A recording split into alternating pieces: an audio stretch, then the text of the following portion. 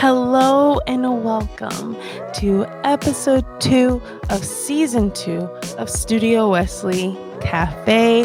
I'm your host, Sydney Buchanan. I think I forgot to introduce myself in last week's episode. So if you don't know who I am, I'm Sydney Buchanan. I host this podcast and I'm happy to be here and I'm happy that you're here. If this is your first Studio Wesley Cafe episode, welcome. This is a culture and pop culture podcast where we discuss art and current events and how those things intersect with our spiritual lives as young adults. So welcome. Check out season 1. We have episodes that are like current event episodes where I sit with a staff member and we just chit chat about things happening online, things happening in the zeitgeist, I guess. And we also have art club episodes where I sit with interns. I give them an art related prompt, such as, what is one of the episodes we did, the question was, what is a non-spiritual song that made you connect to yourself spiritually or gave you spiritual feelings? So yes, check out season 1 and welcome to season 2. Last week, I sat down with our intern, Samuel. We talked about X-Men. We talked about music. We talked about folk music and the kind of new renaissance of like indie folk. And it was amazing. So I highly recommend you check out this episode. This week, I'm sitting down with our amazing intern, Tess, and I asked the same 2 questions that I asked last week. What types of art have you been engaging with the most recently and why? And what is a specific art that has been impactful to you this year or this semester? Because these are the questions that have been on my mind. What are we actually engaging with? Why? Is it for practical reasons? Is it for emotional or intellectual reasons? Is it for moral, ethical reasons, right? What are we engaging with and why? And then also, what specific art is impacting us? Because if you're like me, different things kind of resonate with me in different times. I love movies. I love TV. As of recently, I've hardly been watching any TV shows. I feel so behind, but it's because I've been, listening to so much music and I've been painting and I've been writing a lot. And so sometimes I feel like different art kind of resonates with us in different ways in different seasons. So I'm curious about that. So yes, before we jump in, here's your reminder to go follow Studio Wesley on Instagram. Pay attention to our stories and our posts where we're engaging in conversations about these things. Send your thoughts. And yes, this is a community. Please be a part of the community and share your thoughts. So yes, let's jump into this interview. I hope you enjoy. Hello, Tess, and welcome back to Studio Wesley Cafe. How are you? I'm good. How are you? I'm good, It's beautiful weather today. I've been enjoying springtime. What have you been up to today? Oh gosh, it's been a really busy day for me. I had some friends over at my apartment last night to do like board games and stuff, so I had to clean my apartment this morning in the aftermath of that. And then I went to work and taught a couple of yoga and Pilates classes and then grabbed smoothies with one of my friends, and now I'm here. Wow, that's so fun. Yeah, it's been a good day. Busy, but good. Have you been having finals this week?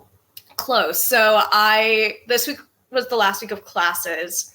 So I have a couple of online classes that did already have their finals. And then I have one that I will be studying for after this that I can take anytime this weekend. And then my last final is next Thursday. So final, like home stretch, so close to being done. Yeah. Yeah, it's so nice that even kind of in your home stretch, you were able to have some people over last night and have some fun because finals can be so isolating, I feel like. Yeah, for sure. No, I got really lucky that I have a pretty chill finals schedule this time around. Like they're all spread out, and even my last exam is fully open note, open book, everything. So I'm like, I don't really know how to study for this, so maybe I just won't study and I'll just take it. That's so nice. But, yeah, I love that. I have to ask though, what board games did you and your friends play? Because I love board games. So I guess I lied to you. We actually didn't play board games. We do you know what like Jackbox is? Mm-hmm. Yeah. So we played different Jackbox games. And it was so much fun. Like we had probably 7 or 8 people over, and we're just being like stupid and silly, and it was so funny. I haven't laughed that hard in a really long time. Oh my gosh, I love Jackbox. I think my favorite thing about Jackbox is how there can be like the one where you like input your different answers and then you vote on them or whatever. Yeah. How somebody can put in the most like thoughtful, like clever answer, you know, so thought out. And then Yes. put like farts. And it's like literally one of the games that we were playing last night, I hadn't played this one before, but it's called the Earwax. And so it's like there's a judge, and the judge chooses a prompt, and then you are given a list of sounds, but you don't know what they sound like. You just know the description. And so you have to choose 2 that like match with the prompt. But it was that same thing where it was like some of them would make perfect sense. And it's like, oh my gosh, that's literally accurate to the prompt. And then other ones would just be fart noises, and people would vote for them because they're funny, or like pig squeals or a scream. Like, it's like, dude, that doesn't make sense, but it's funny. I'm such a, like, I feel like sometimes my humor is like that of like a middle school boy. I know. I was just thinking, I'm like, you're never too old to laugh at fart noises. No, never. They're always funny, I think. Well, I'll have to play that one. That sounds actually really hilarious. It was so much fun. And then the like spooky one. Oh, the like murder trivia, that one. Terrible at trivia. I'm so bad. Yeah. We did Fibbage, which is the one where it's like it gives you a really random fact and you have to fill in the blank with your answer. And then you have to try to guess the right one while trying to trick people to pick your like wrong answer. But we did that one. We did Quiplash, which is the like voting one.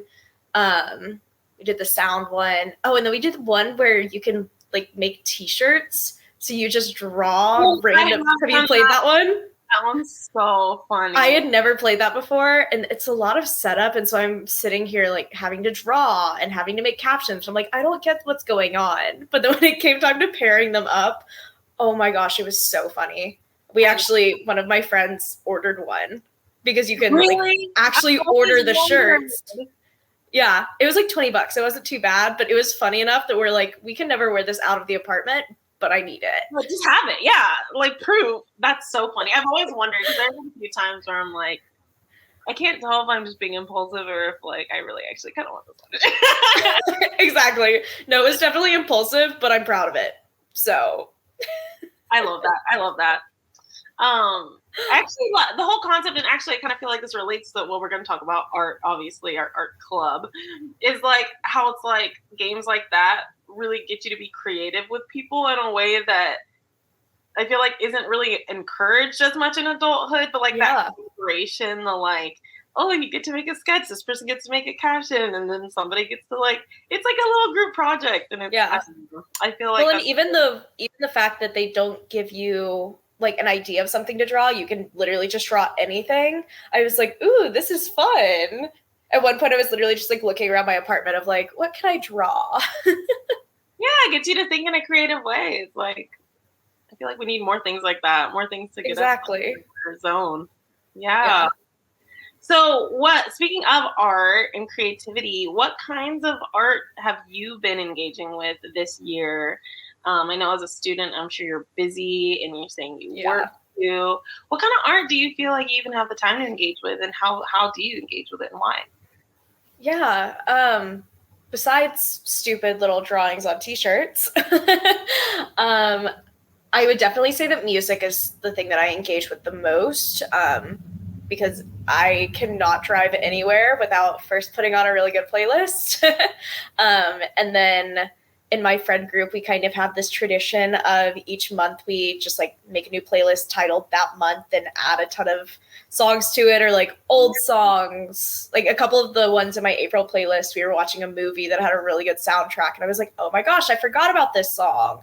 Or like we hear it playing at a restaurant. And so it's a really cool mix of like new music. Like I went to a concert last week and added a bunch of their songs to it. So I have been listening to that on repeat quite often. But even just deeper than that, I feel like I really appreciate music because I feel like I can find parallels between what's going on in my life and like how I'm feeling about certain things with songs, whether it's the lyrics, whether it's just kind of the like melody, the mood of it. Mm-hmm. And that lately I've like over the last couple of months have been dealing with some like friend relationship issue type things. And so I feel like having music and having lyrics that coincide with the way I'm feeling, it's almost like really validating in a sense, because it's like, oh, other people feel this way too. Like it's not just me. So yeah, I love that aspect of music. And I like being able to just put on my headphones and walk around campus and do my own thing and no one knows what I'm listening to. So yeah, I feel like I almost always have music playing. So that's definitely the one that I engage with the most. Mm-hmm. Yeah, I feel like that's very common. I feel like music feels so accessible because it's so like on our devices and it's so cheap. It's like financially very accessible now. Like Agreed. I think back to when it was just iTunes. And you had to like buy the songs for $1.29. Yeah, and now it's like, oh, I pay, $4 or $5 whatever every month, and I have access to this whole unlimited. Unlimited. Yeah. So I feel like that makes music like this really incredible art to engage with. And I love that you do the like monthly playlist things. Is it like one shared playlist that you and all your friends share and add music? No. So we each we all do it separately. And then it's also kind of cool because then I can go and look at my friends' accounts and see theirs and just be like, ooh, what are they listening to? So it's just a fun little thing that we do. Sometimes we don't even share them, but it's just we all do it.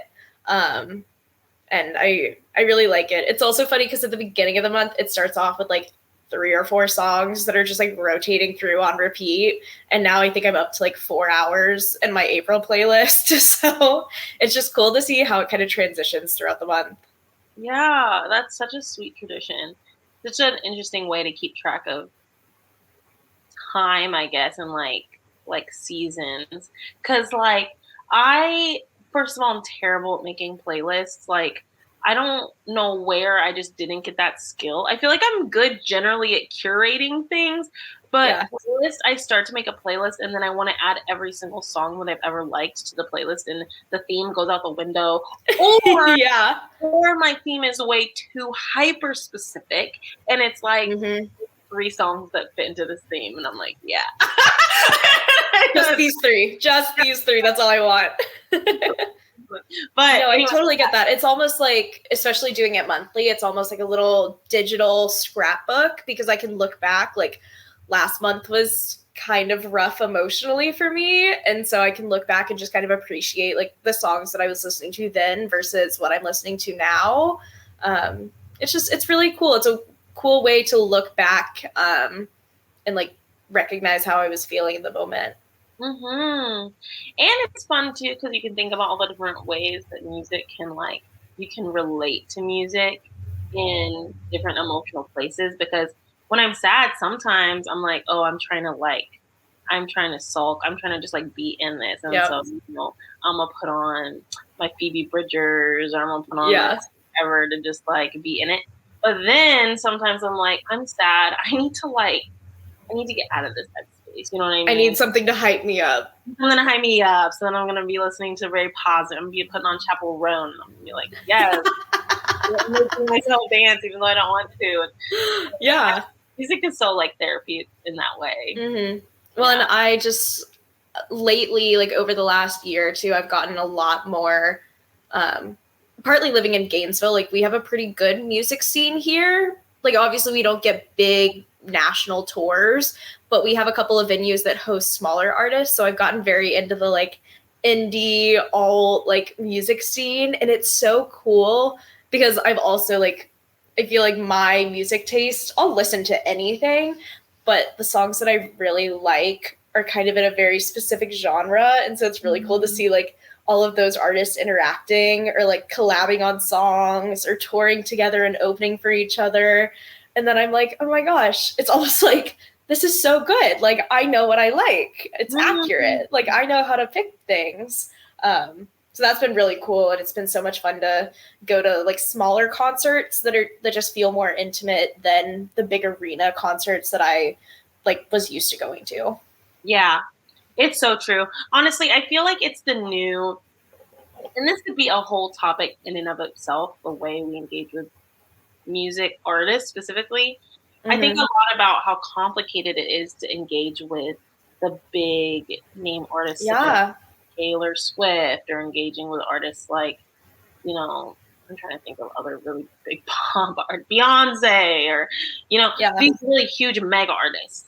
And I always feel so many ethical complications engaging with their, because I'm like, I know that, you know, when I'm engaging with your stuff, I'm giving you my money, and this person is a billionaire, and I have beef with billionaires generally, and like, you know, I'm like, versus the smaller tours that are like living out of a tour bus for a month with all of their bandmates, and it's just a different type of thing. I feel like it's like, yeah, there's nothing wrong with engaging with big artists, but I wonder if maybe engaging with art on like a smaller level and like a more local context, more meaningful. So it's like, not only is it making actual community in your, you know, neighborhood, city, whatever, but it's also you're supporting smaller artists with your money, and like local venues rather than, you know, corporate sponsored arenas. And I love you brought up the community piece, because I have said this for years now,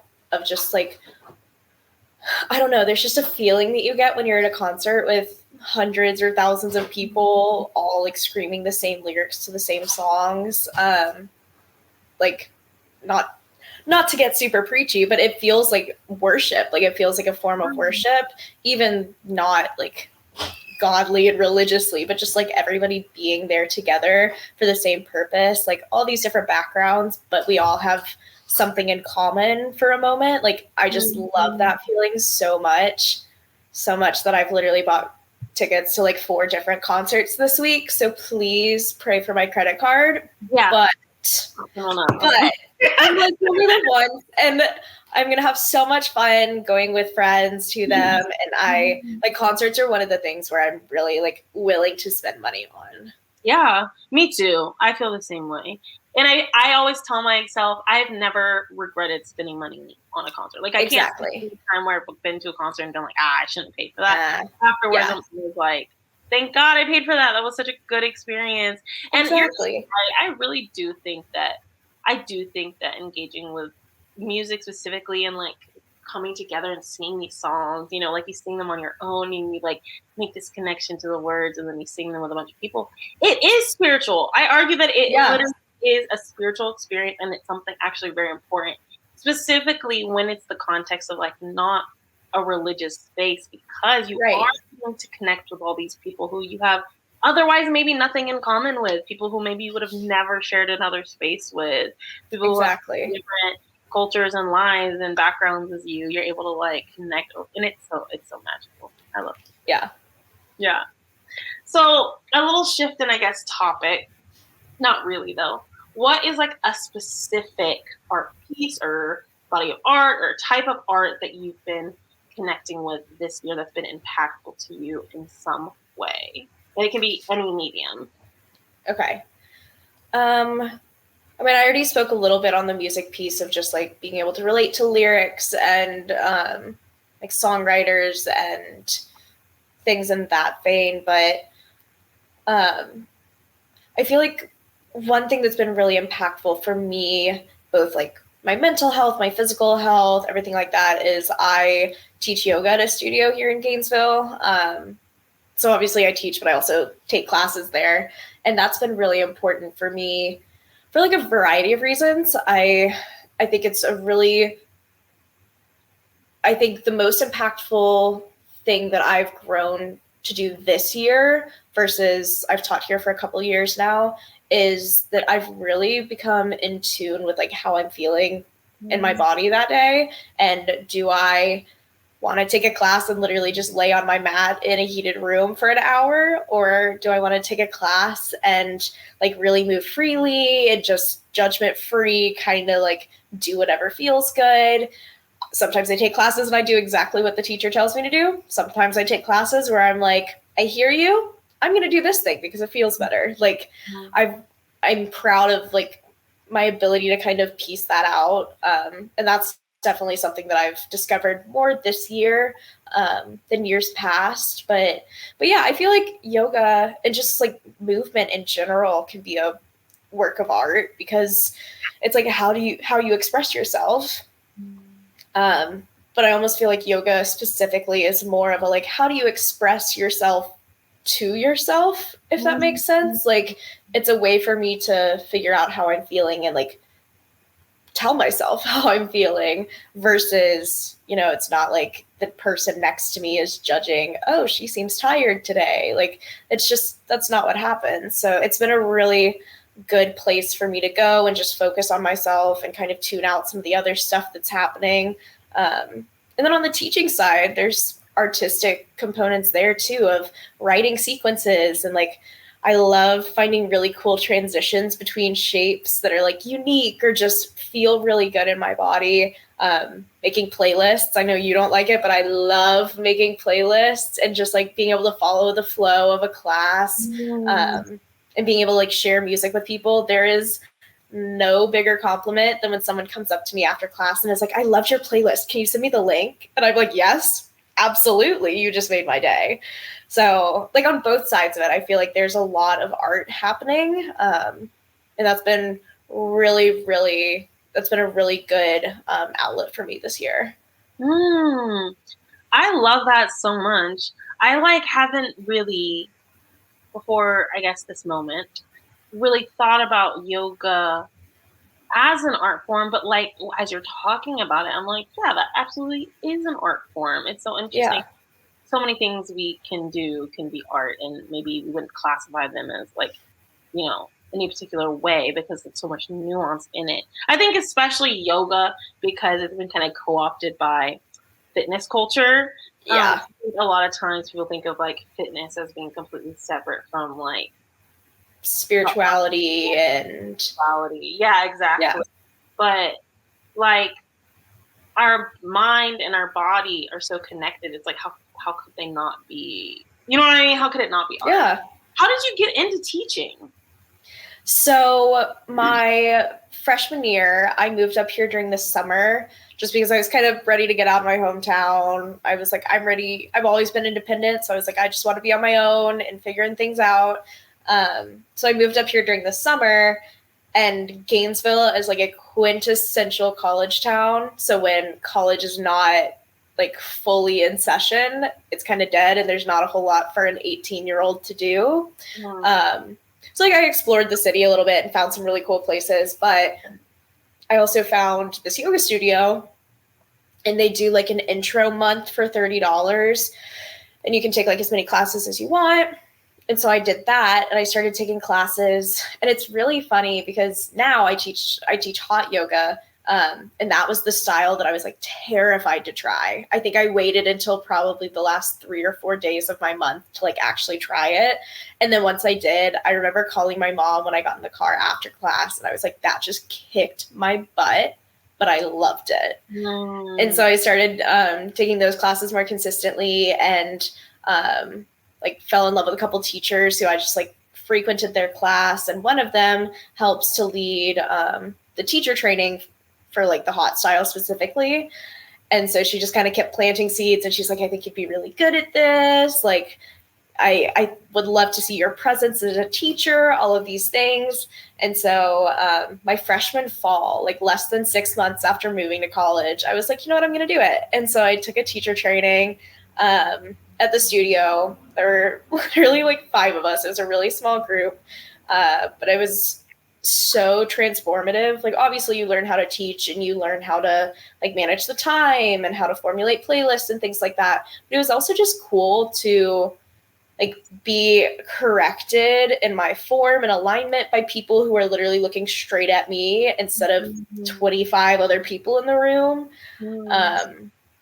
So it was a really great experience. So I did that and then started teaching January of my freshman year, which is like almost 2.5 years ago, which is actually insane.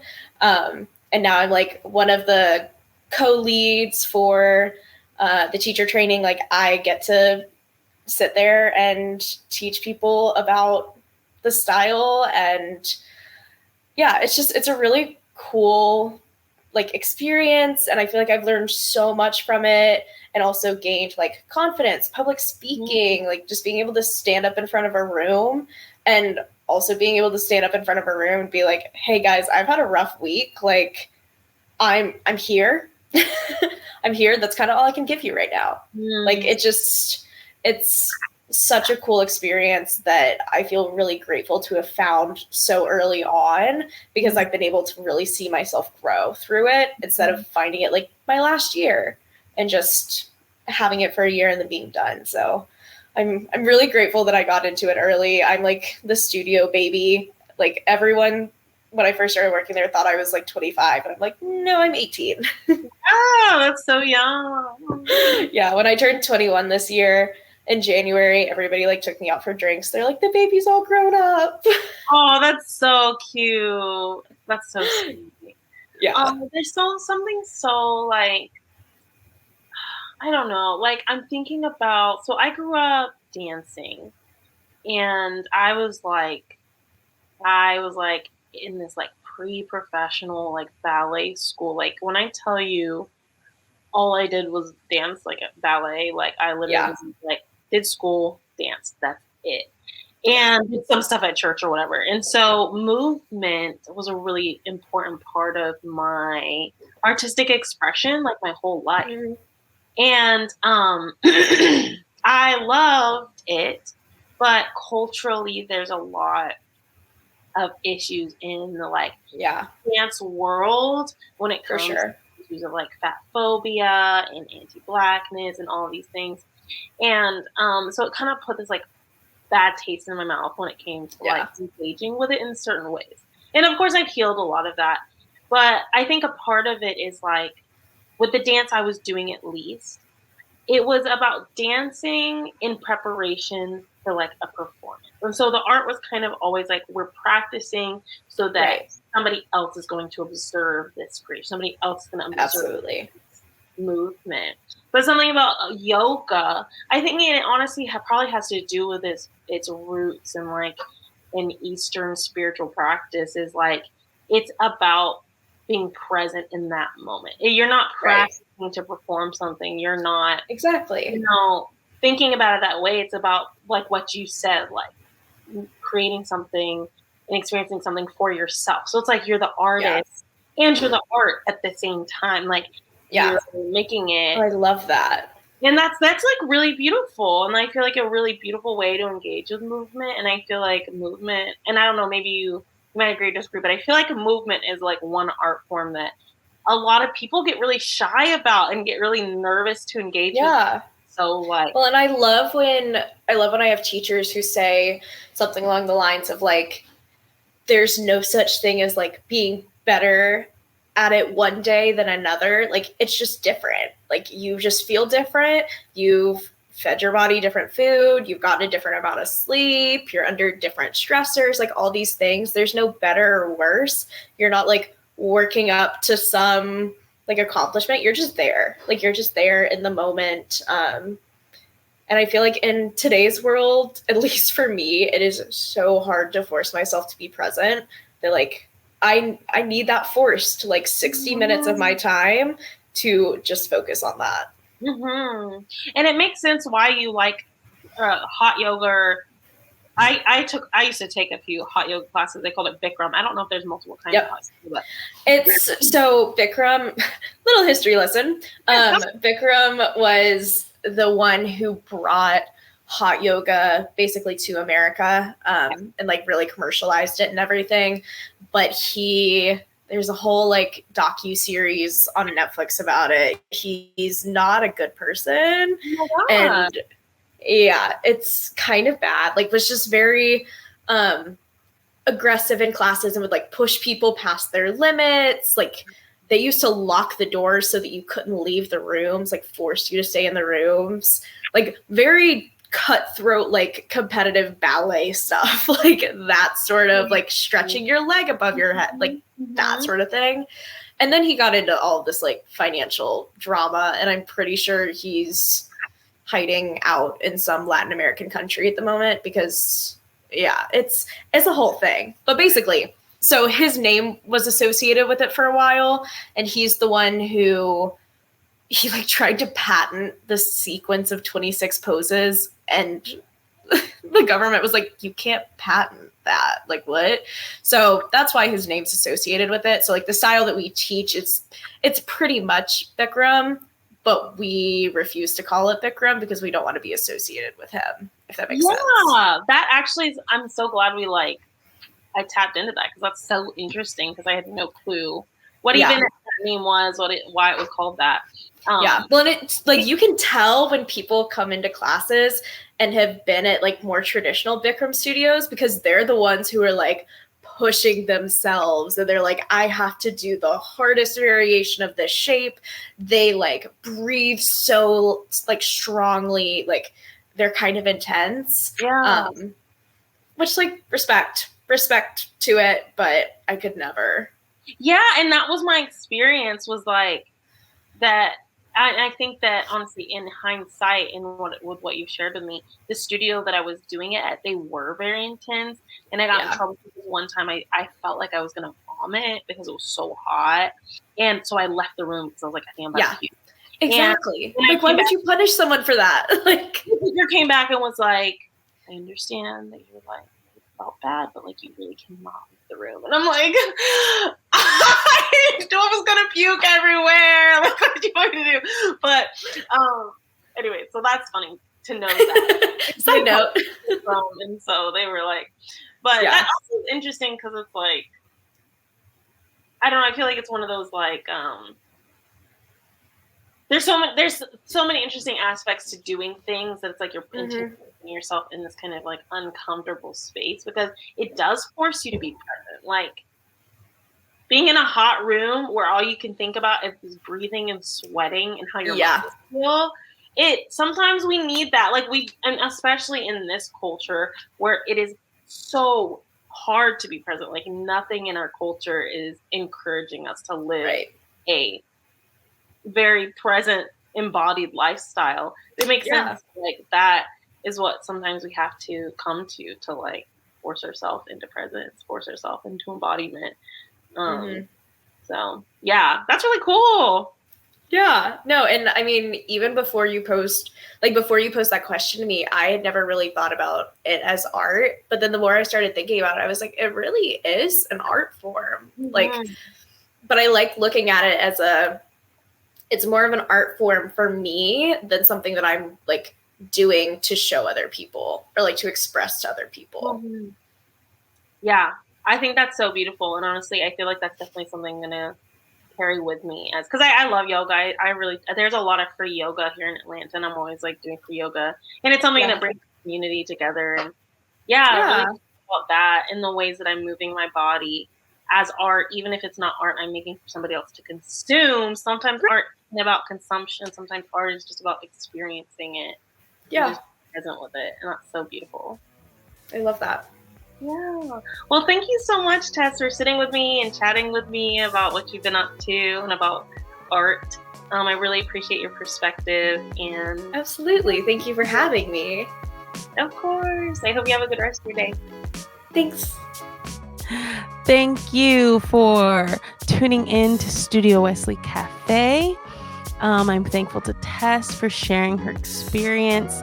I just found her connection to yoga and to teaching to be so inspiring and to really change the way I'm thinking about the way that my mind-body connection in the way that affects art and the art I'm creating, and art as something that you participate in, not just something that you consume. What happens when we pivot our mind that way, when art is something that we do? We make art, we, dance, we paint, and that in and of itself being enough, not necessarily the consumption of it. So I think Tess had so many amazing things to share and so many amazing thoughts. I hope you enjoyed. And yes, tune in next week. I will have another interview where I'll be asking these same questions. That's it for this week. Thank you.